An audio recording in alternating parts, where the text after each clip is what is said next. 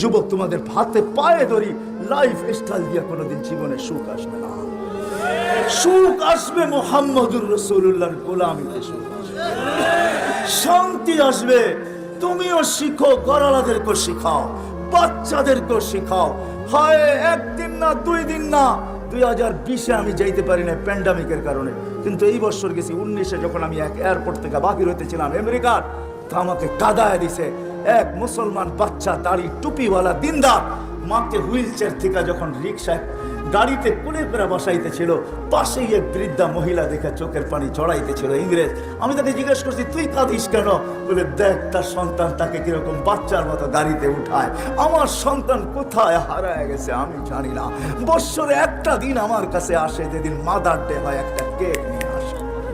হয় হয় আমি বৃদ্ধাশ্রম দুনিয়াতে কম দেখি নাই। আমাকে বুঝাইতে হবে না, রাগ হয় না, আপনাদের হাত পায়ে হাত রাখি। আমি দুনিয়ার কোন এরকম বড় বড় বৃদ্ধাশ্রম না আছে আমার এই 2 চোখে আমি না দেখছি। আমাকে বুঝাইতে হবে না, ফ্রাঙ্কফুর্টের বৃদ্ধাশ্রম আমার এই চোখে দেখা, প্যারিসের বৃদ্ধাশ্রম আমার চোখে দেখা, আমাকে বুঝাইতে হবে না। বাংলাদেশেরও যতগুলো আছে অধিকাংশ আমার চষা। আমি ওইখানে মাঝে মাঝে লুকায়া যাই, এমনি দেখতে চাই যারা কি বলে। কিন্তু হ্যাঁ, মা তো মাই হয়, বাবা তো বাবাই হয়।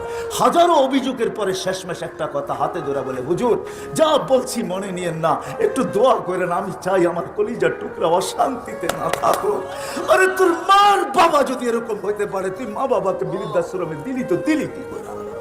তোর মা তো হাজারো অভিযোগের পরে বলে, হুজুর দোয়া করেন আমার কলিজার টুকরা যেন অশান্তিতে না থাকে। এটার নাম মা, এটার নাম বাবা।